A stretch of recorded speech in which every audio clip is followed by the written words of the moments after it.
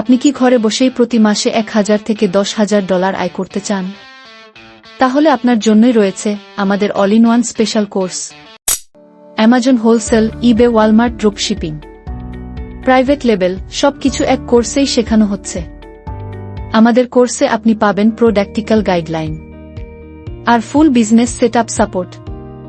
আমরা শুধু কোর্সই দিচ্ছি না, আপনার অনলাইন বিজনেস সফলভাবে শুরু করতে যা যা দরকার সবকিছুই আমরা করে দিচ্ছি।